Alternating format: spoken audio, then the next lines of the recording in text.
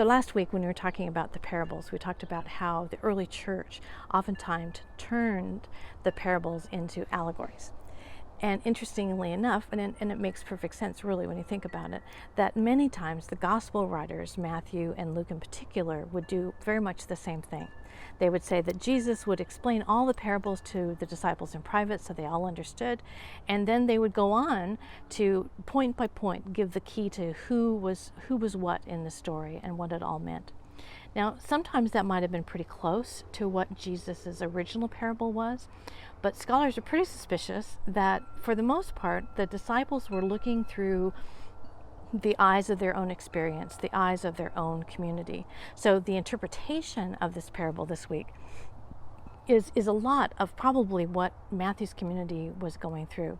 That they were developing this community and they were trying to create as close a perfect realm of God moment with the messianic hope as could be expected. Just as the Jews of the time were doing exactly the same thing, because the Pharisees were a very well-intentioned, well-meaning group who were trying to create a society in which purity would mean that we were getting closer and closer to the realm of God. Now, the way they went about that was, as Jesus often said, was to sort of burden people with more and more rules and regulations of not just to rest on the Sabbath day, but how many steps was considered resting, so that if we took one extra step on that day, we'd known that we had slipped up and we had done the wrong thing. And it was also the time of the Essene communities who went and lived in caves in the wilderness and who gathered the old scriptures in a variety of scrolls and not just saved them and preserved them, but also rewrote them to make sure that they would be preserved for the last days of the world. And they believed that if they lived an ascetic and pure life, that when Messiah came to restore Israel, that first they would be the first stop, that God would know that they had done everything in their power to remain a pure and holy community. So you can see why there's this sort of whole societal movement toward, so what does it mean to be the people of God in this place, so that we can be as close to perfection, as close to holiness, that God will bless us in these days. And so that certainly must have been a problem for the Matthew community too, just as it is sometimes with ours. I have certainly been in moments in churches where you wonder if all the people there, in their mixed motives and their strengths and their weaknesses, sometimes we wonder if the right people are there. We wonder if some people who oftentimes seem as if they're causing more harm than good do we need to be worried about these people? Do we need to do anything about these people? And certainly all through the history of the church, we can see different moments when that was a worry. Should we tear out the ones who seem to be causing the problem? Should we excommunicate them, or should we uproot them, or should we say, I think you'd be happier over here? It's a really complicated issue. So in Matthew's case, we have again, one of the things I love about Matthew is I can almost always tell his handwriting on a text, because he is very concerned about what happens in those final moments of judgment, and that some will be cast into the outer darkness where they will weep and gnash their teeth. So pretty much anytime you hear that phrase, you can see little Matthew's fingerprints all over it. And I don't think it was so much his concern that the evil would be judged harshly, so much as he really had a concern of how pure exactly does this community of Jesus, where we are right now, how much do we need to worry about if we've got people who have their heart in the right place, people who really are serious about faith.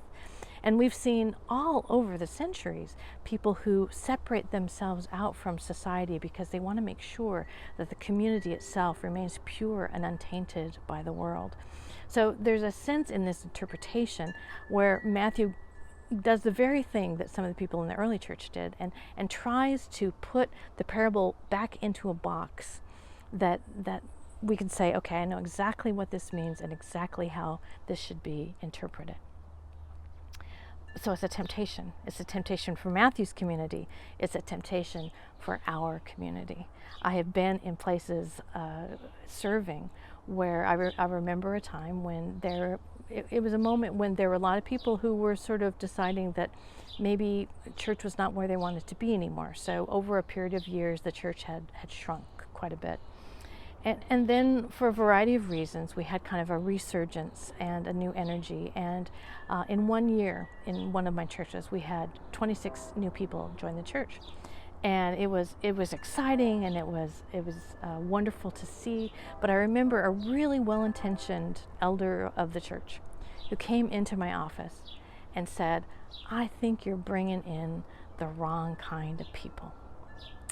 And we had a conversation about that, because he said, they're not this and they're not that, and they're not doing what they should be doing, and they're not our kind of folks. And I understood his concern, because he had been in this church since he was a kid, and he was now well into his 70s, closing in on 80, and he was worried that the church was going to change, and that it wasn't going to look the same, and that the right people wouldn't have their voice heard anymore. And oh my goodness, doesn't that sound familiar to all of us now? That things get a little hard and things get a little scary. And how do we figure out how the church is to be vibrant and growing and fruitful in a time like this?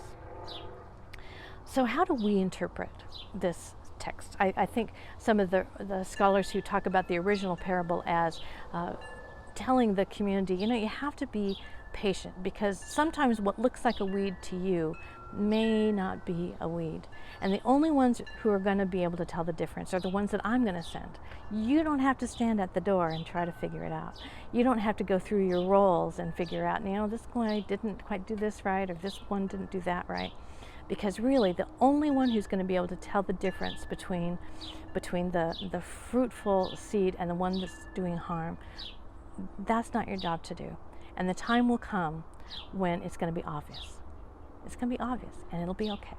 But in the meantime, what you do is you create an environment and a climate so that everything can thrive.